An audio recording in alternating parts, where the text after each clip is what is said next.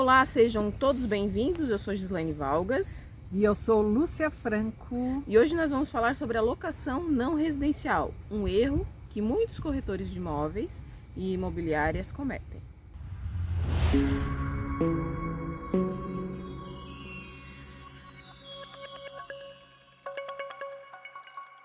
Levar esse erro, e esse erro pode ser um erro que vai lhe atrapalhar aí por algum tempo, se caso você precisar entrar com alguma ação. Pode levar até a ação, né? Mas antes da gente entrar no ponto ainda no erro em si, o que é legal a gente destacar? É legal a gente destacar, que até eu anotei aqui, porque nessa parte da lei quem entende melhor é a Lúcia, né? Mas eu achei alguns pontos importantes para a gente destacar. Que é o quê? A classificação das locações antes de existir a lei do inquilinato, né? Qual é a lei, Lúcia? 8.245 de 91 e que depois veio a 12.112 de 2009 para complementar essa lei do inquilinato, que é a 8.245, que muita gente se confundia, achava que a lei mudou, né? Depois que foi elaborada também a 12.112. Mas não aconteceu isso. Foi um complemento, foi um complemento de algumas situações lá que ficou em aberto, né? Após a elaboração da 8.245 de 91. Isso. E aí, essa classificação, ela já veio na 8.245. Que é o quê? Antes de ter a lei, as locações elas eram classificadas em 3 tipos. Que a gente tinha a locação residencial, a locação não residencial e a locação que era para comércio ou indústrias. Quando a lei veio, a lei trouxe uma classificação um pouco diferenciada. Qual foi a classificação que a lei trouxe? A lei trouxe a locação residencial, a alocação para temporada e a alocação não residencial. E aí, dentro da alocação não residencial, ela colocou a alocação não residencial propriamente dita, que é uma alocação que pode ser feita por pessoa física, mas que não é para uma residência, e as locações comerciais e industriais, que seriam para pessoa jurídica, né? Então, assim, essas locações, elas podem ou não, que até eu coloquei aqui, ó, hoje as locações não residenciais são aquelas que compreendem o regime jurídico, podendo ou não ter finalidade econômica. Então, quer dizer, se não tem finalidade econômica, é uma locação não residencial. Se tem finalidade econômica, é o comércio e é a indústria, e aí também vai entrar dentro da locação não residencial. Né, Lúcia? E tem uma passagem do livro que tu queria ler, né, Lúcia? Isso, não poderia deixar de citar aqui dentro desse livro, que é maravilhoso, com um professor aí e o magistrado, né, o professor Silvio Capanema. A gente sempre faz o A, E, I, O, U, né?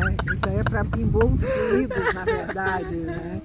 Então, é o improviso, né? Na hora que vem o improviso, falta a palavra. Então, na Por isso verdade, que eu prefiro anotar.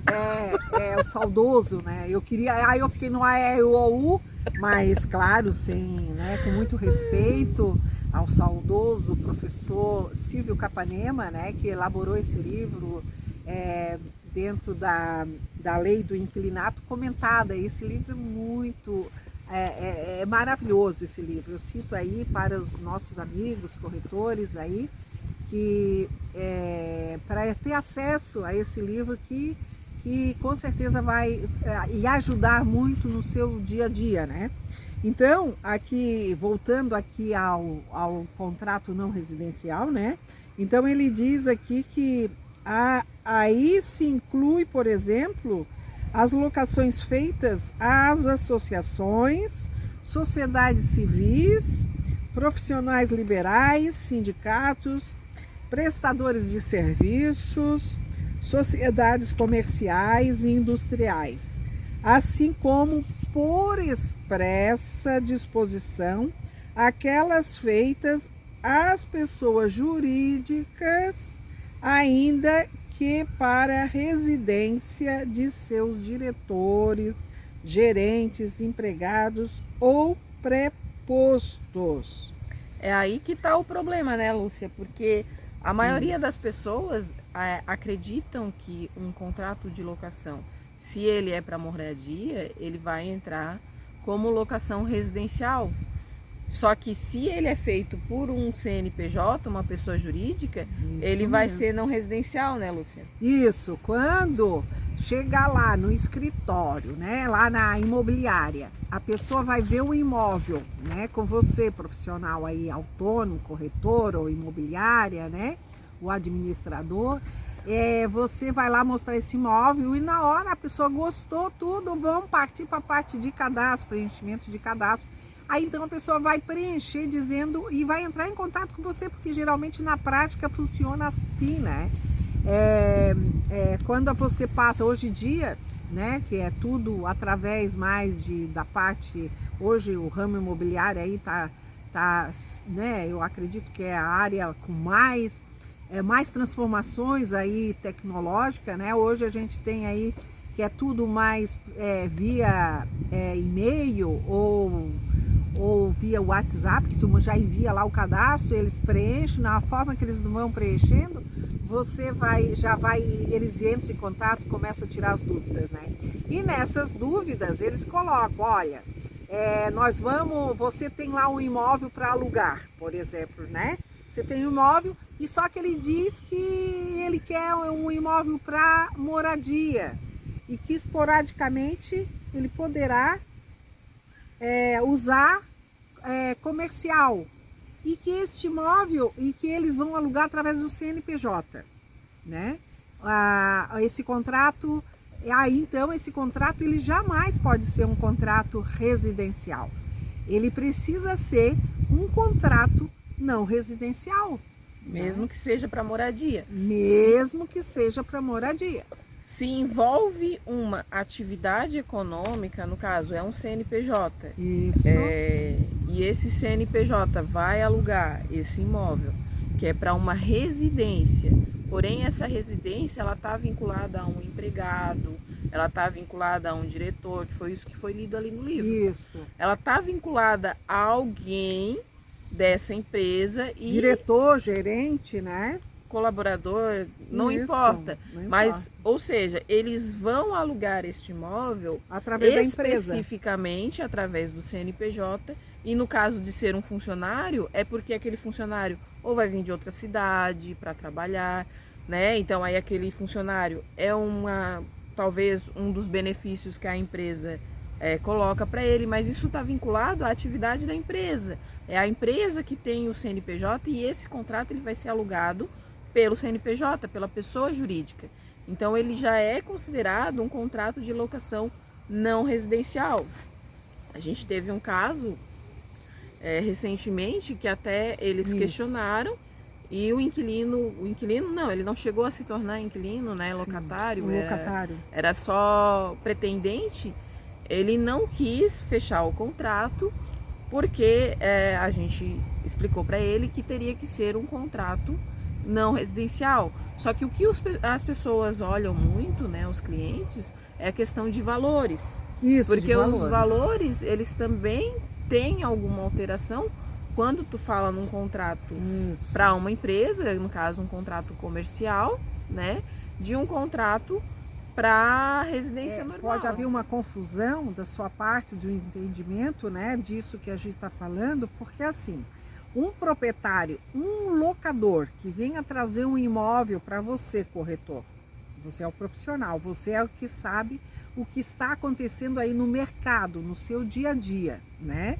Então você sabe, nós temos bairros na cidade que são bairros que desenvolvem.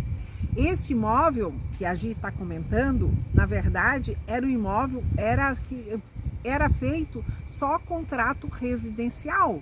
A pessoa usava só para moradia realmente. Só que esse imóvel, após desocupar, claro, enquanto estava sendo alugado, que essa última pessoa que desocupou o imóvel, esse bairro onde encontra esse imóvel, ele começou a desenvolver, crescer, né, crescer, desenvolveu muito, saiu shopping, tanto que está sendo construído hotel, cresceu muito esse bairro. Então, em termos de valorização também. Então, se abriu aí a opção para o locador, o proprietário, a minha orientação, a nossa orientação em relação ao proprietário, dono deste imóvel, é que a possibilidade dessa casa também se transformar como uma casa com um ponto comercial, desenvolver o ponto comercial, alugar o imóvel como comercialmente, né? Então a gente começou a divulgar esta casa, né? Nesse exemplo que a gente está dando, é uma casa que daí a gente começou a divulgar tanto para locação residencial e como locação não residencial, que é para o comércio, vamos dizer assim, né? Então ali, inclusive ali naquele bairro ali, naquela região, inclusive eu tenho outra casa que foi transformada comercialmente também, né? Então ela foi alugada a preço comercial. Por que esse preço se altera? Existe uma diferença, né? Do aluguel. Um contrato de locação que vai ser residencial, o valor difere do valor que vai ser um contrato de locação não residencial. Claro, porque o comercial, dentro do comercial, você vai usar mais o imóvel. Vai ter mais entra e sai dentro deste imóvel, né? Então, o imóvel vai sofrer mais desgaste pelo imóvel. E sem contar do ponto que foi desenvolvendo ali na região naturalmente, né? Por causa do crescimento do que tem em volta dele, né? Então, é isso que a Gi estava comentando sobre essa situação que nós tínhamos as duas opções, a locação residencial e a locação comercial, vamos dizer assim, que é o não residencial. Então, a pessoa veio, olhou o imóvel, visitou e eles quiseram alugar, né, Gi? Eles queriam alugar para residência. Só que no caso era para uma residência de um funcionário. Uma empresa que estava vindo para cá prestar um serviço e aí eles iam alugar. E aí nitidamente está enquadrado nisso que a lei prega e que o professor Silvio Capanema confirma, que é o quê? Mesmo sendo uma locação para um funcionário, ele entra dentro da locação não residencial. Isso mesmo. E aí as pessoas que são mais leigas, né? E até uma alegação dele para nós foi que mas nós sempre fizemos assim com outras imobiliárias e eles aceitaram. Aonde abriu esse ponto de interrogação na nossa cabeça, porque assim, se as outras pessoas estão fazendo é porque não sabem disso que a lei prega. Não tem conhecimento, não né? tem o conhecimento. Então, que é o quê? Se é uma locação para um CNPJ, mesmo que seja para moradia de um diretor ou de um funcionário, e aí tem aqueles outros tipos de funções dentro da empresa ali que ele destaca, é uma locação não residencial. Tudo bem, é uma locação residencial. Na prática é para residência, só que está sendo feito por uma empresa. Então é uma locação, ela se enquadra dentro da locação não residencial. E aí as pessoas olham muito a questão do valor, porque o valor de uma e o valor de outra é diferente, então eles acabam querendo que seja residencial por conta do valor do aluguel. Só que tem uma outra coisa que também acaba influenciando nessa questão do valor, pelo menos do meu ponto de vista. Você pode me corrigir se eu estiver errada. Porque assim, quando tu faz um contrato de locação residencial e tu faz um contrato de locação não residencial, no meu ponto de vista, para o inquilino que está lá, aquele inquilino que tem um contrato de locação não residencial, ele tem algumas vantagens. Então, para ele, é até melhor que a gente tenha feito um contrato de locação não residencial. Por quê? Porque existe essa diferença Sim. entre um contrato e outro. Isso mesmo. E as vantagens estão escritas também nesse mesmo livro. Que eu vou ler, vou abrir aqui para vocês, né? Para nós. Nós vamos estudar junto. E tudo isso que a gente faz hoje, né, Gi? Que a gente ficou ligado, antenado, que quando esse pretendente locatário conversou conosco, eles foram bem persistentes também, né, em relação a isso, assim, que eles queriam este imóvel.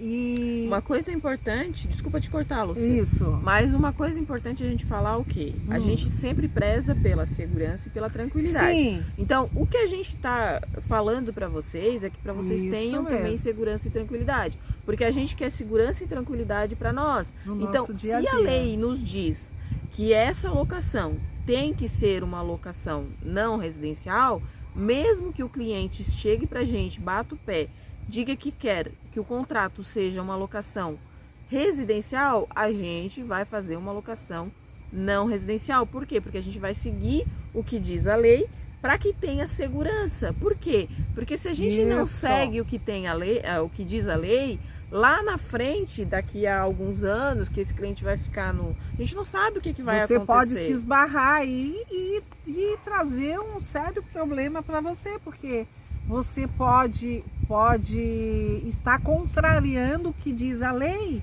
e quando tu entra com uma ação, o magistrado pode interpretar como aquilo de má fé da sua parte, né, em relação a isso.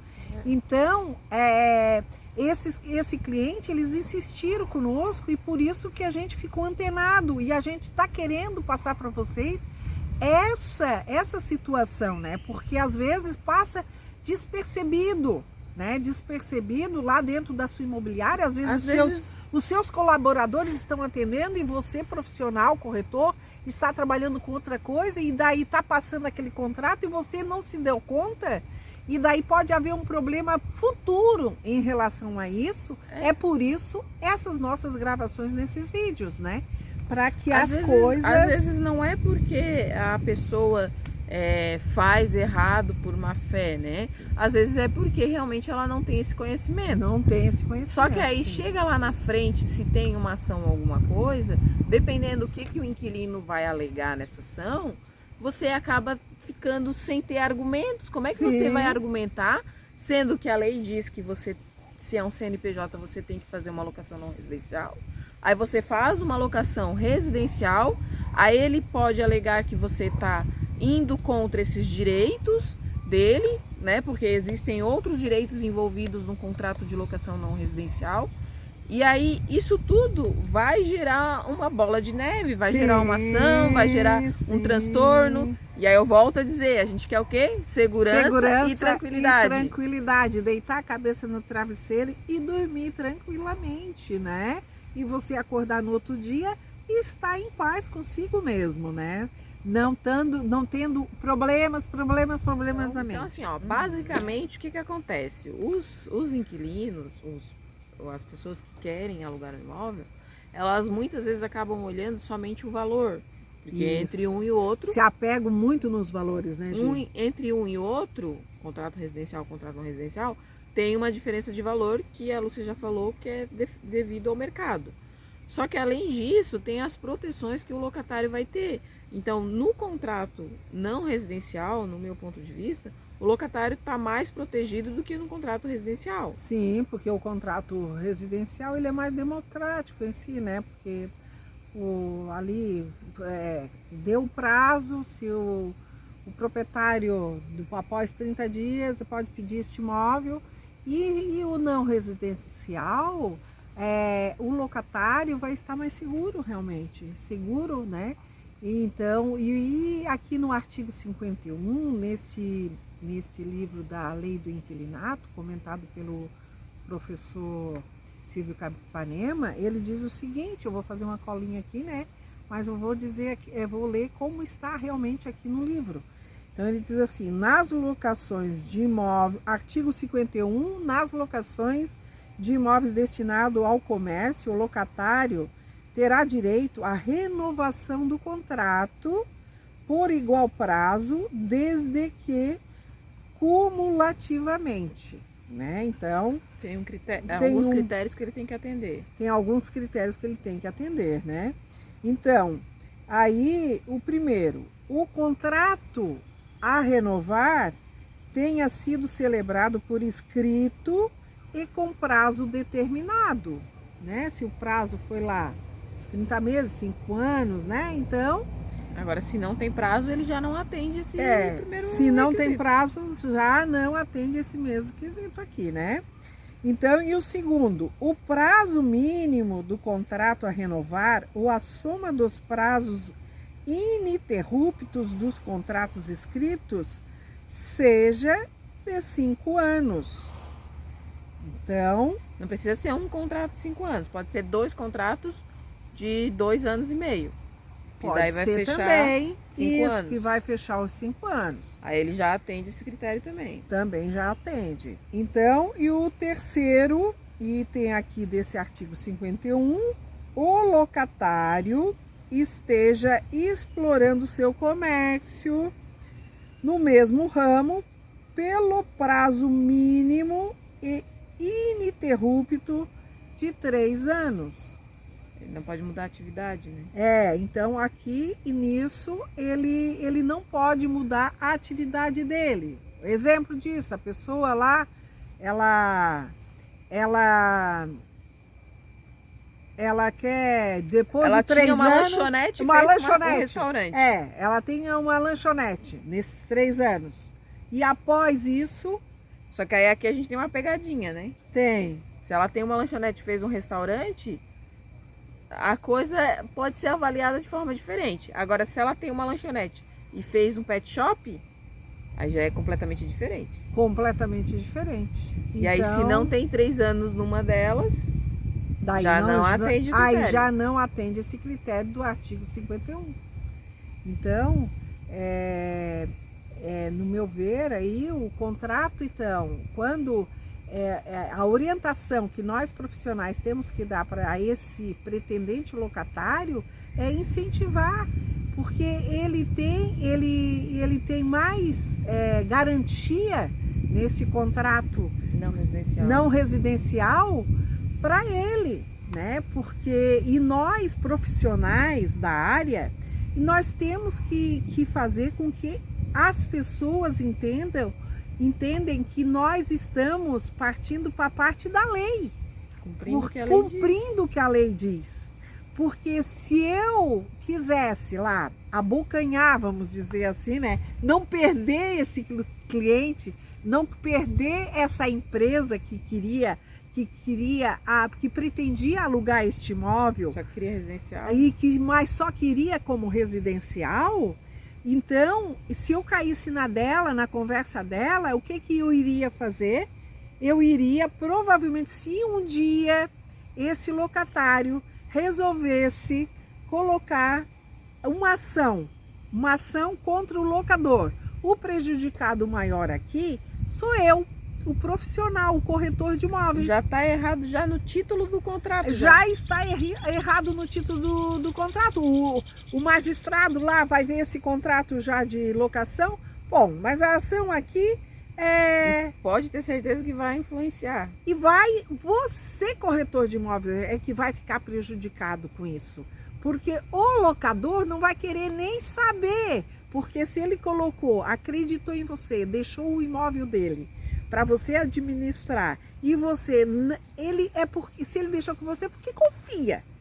E você não está por dentro de uma situação dessa, por isso o título desse vídeo, para você ficar bem ligado, bem atento, para você aí estar trabalhando com a sua carteira de locação com segurança e tranquilidade. Eu lembrei de uma frase agora, mais uma frase que não é minha. Eu lembro das coisas aleatoriamente, né? Isso. Mas é uma frase que eu já li, eu não sei de quem é, que diz o seguinte: o errado é errado, mesmo que todo mundo esteja fazendo. E o certo é certo, mesmo que ninguém esteja fazendo.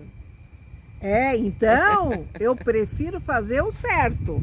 né? Eu prefiro fazer o certo. Mesmo que esteja indo contra todo mundo. Mesmo indo contra todo mundo, não interessa. Eu faço a minha parte, né? Eu quero estar dentro do meu quadrado, assim, tudo em tranquilidade e segurança, para que eu não ocorra nenhum problema. Então, cabe nós estarmos sempre atentos a isso e nós orientar lá aquele locatário. A princípio, o locatário pode até ficar assim, meio chateado conosco, mas nós vamos dizer que é a lei. Se caso ocorrer essa situação de nós, corretores, ou o locador, fazer esse tipo de situação aqui, sendo um CNPJ e o contrato sendo residencial, um contrato de locação residencial, aí você é que vai estar aí prejudicado, né? Com esse tipo, e que daí é você está de má fé, você está fraudando a lei. É aquilo que eu falei, como é que você vai querer comprovar que você está falando uma verdade, sendo que lá no próprio título do contrato já começou o erro. Isso. Né? Então, é um risco que, assim, tu tens que avaliar se estás com vontade, se estás disposto a correr ou não.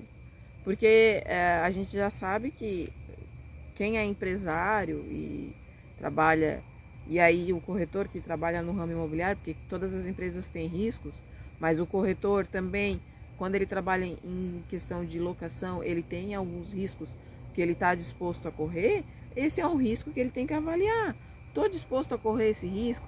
Se acontecer uma zebra no final do contrato ou no decorrer, e esse inquilino for colocar uma ação para mim, mesmo que não seja com relação a isso, mesmo que não tenha nada a ver com os direitos dele da questão empresarial, mesmo que seja outra coisa, será que isso não vai impactar na análise do juiz que está lá avaliando o caso? Sim. Como é que tu vai comprovar que tu está sendo verdadeiro nas outras coisas? Isso, é muito complicado nessa hora. Porque aquele magistrado lá que está avaliando, né, esse contrato, ele vai ser sempre pela lei. Ele vai pegar lá a lei do inquilinato e vai estudar. Por isso que hoje as ações no Brasil, elas são demoradas, porque, claro, o magistrado tem que saber o que está fazendo, né? E geralmente, assim, e nós temos que tomar muito cuidado em relação a isso, porque também você tem que analisar também aquele advogado que você vai contratar para colocar essa ação neste caso. O ideal de um bom profissional, de um bom advogado de você contratar para defender você numa hora que isso ocorrer, vai ser um profissional, um advogado que tenha especialização em lei do inquilinato. Porque hoje, no Brasil, o Brasil é considerado o segundo país com mais ações, tá? Por isso também o nosso objetivo é evitar as ações. É isso, é evitar as ações. Então, e os advogados, a gente sabe, assim como tem corretor de imóveis, que tem bastante, também tem muitos advogados, né? Em todos os ramos tem. Em todos os ramos existem profissionais, né? Então, assim, mas às vezes o advogado, ele trabalha com várias ações. Ele não trabalha só com a lei do inquilinato, ele trabalha com outros tipos de ações trabalhistas, né? Então, você tem que pegar aquele advogado especializado, porque o advogado, tanto quando você for contratar um advogado para colocar uma ação ou lhe proteger, você opte sempre num advogado que seja especialista só na lei do inquilinato, realmente. Porque hoje aqui na minha cidade, na minha região, são poucos os advogados que trabalham, que são especialistas na lei do inquilinato, né? Geralmente, às vezes, eles vêm até conversar comigo, né? Eles conversam, eles trocam ideias, né? Então, inclusive agora a gente passou por um processo, né, Gi? Eu costumo, de 2 em 2 anos, de 3 em 3 anos, analisar cada contrato. Os contratos, né, residencial, não residencial, eu costumo analisar. Mas aí, quem foi o advogado que eu fui? Dessa vez, eu fui no especialista, realmente, na lei do inquilinato. E ali a gente conversou, né? Claro que muitas coisas que a gente conversou, eu na prática eu entendo como é que é, né? Mas você, de repente, você não entende, né? Então, ali nós estávamos conversando e não tinha muita dificuldade naquelas situações ali, conversando com esse advogado, né? Que era a ideia, sim, é evitar as ações, mas se a ação acontecer, tem que estar preparado para ela. Tem que estar preparado para ela, né? E não pode perder as estribeiras, né? Então, nessa hora, a gente está neste mundo aqui e as coisas podem acontecer realmente, né? Né, Gi? Que a gente tem, assim, várias experiências. Ninguém tem bola de cristal para saber o que vai acontecer. É mesmo, né? Tudo pode acontecer. Olha, se existe uma coisa que eu gosto, é daquela varinha, a varinha do Pimpim, né? Seria muito bom se as coisas, quando vem assim, a gente tivesse assim, vai incomodar ou não vai incomodar? Vai fazer ou não vai fazer, né? O que a gente pode fazer é aumentar a estatística de que a coisa siga um bom caminho, né? Isso Mas mesmo. garantir, assim, 100%? Né? Por isso mesmo que hoje eu digo que hoje eu deito a cabeça no travesseiro e durmo, né? Tranquilamente.